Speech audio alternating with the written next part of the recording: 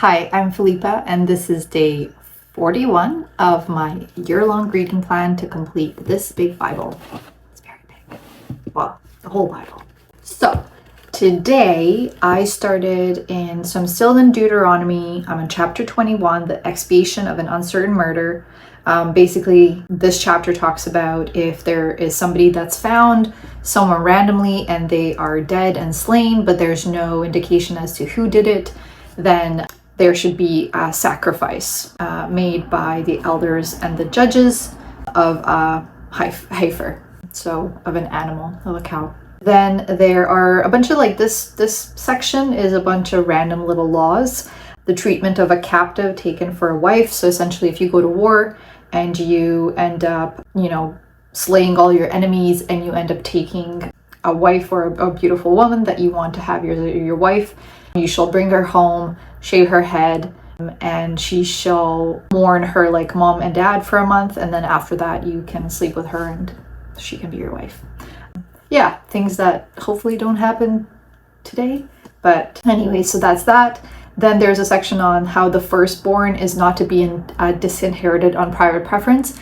Essentially, if you have you take two wives, or you sleep with two women and both of them have a son, you can't favor if the firstborn is not of your wife but of the maid or of somebody else you slept with. You can't just not let him have the inheritance of everything that is yours, because it's whichever son is born first. Doesn't matter if it's from your wife or from the second woman you slept with. If you have a stubborn son, he shall be stoned to death. So if you have a son who's stubborn and rebellious, you shall take him to the elders of the city. And if that person is a glutton and a drunkard, the city shall stone him to death. Then there is varied laws, things like women shall not wear men's garments and men shall not wear women's garments. That's a really interesting one. So I wonder what the premise is as to at that day and age. To me it seems like a very specific law, like the sacrifices and not killing somebody or not stealing. That makes sense to me, but not wearing somebody else's clothes, that's a very specific thing, and I'm curious as to why that was even the thing back at that time. Laws about personal property. So if you find something, you can't keep it to yourself. You have to return it. Don't be malicious about it. Laws about sex and marriage.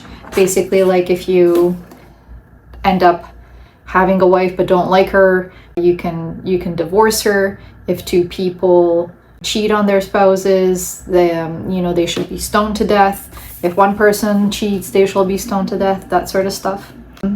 People who are unclean or considered unclean or who have transgressed against Israelites shall not enter the congregation of God. Uncleanliness to be avoided in the army. This is also interesting. So if you are in the army, you're a soldier and you have to go to the bathroom, because the God is walking in the midst of your camp to deliver thee and to give up thine enemies before thee.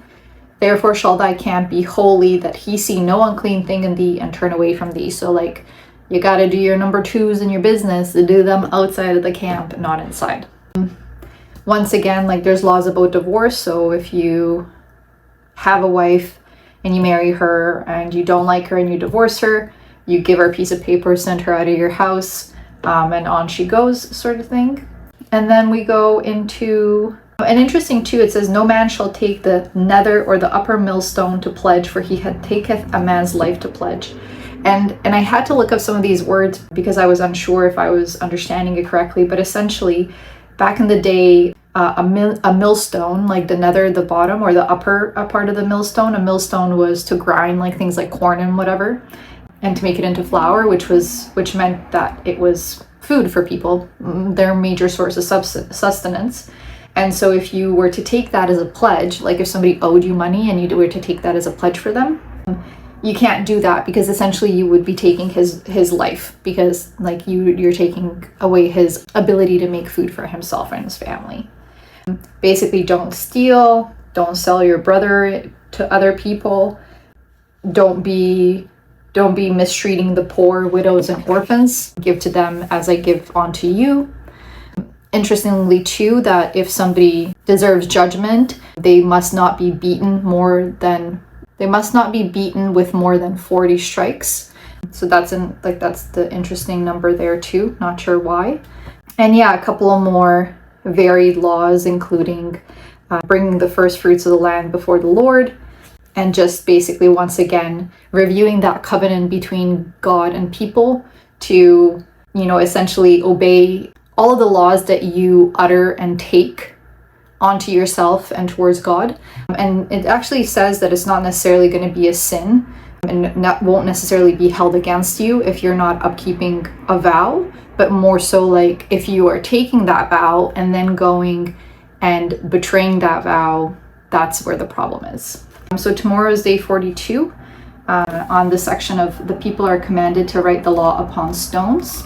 And then I am very, very close to being done with Deuteronomy. And then the next thing I go into is Joshua. So I will keep you updated on tomorrow, day 42. See you soon.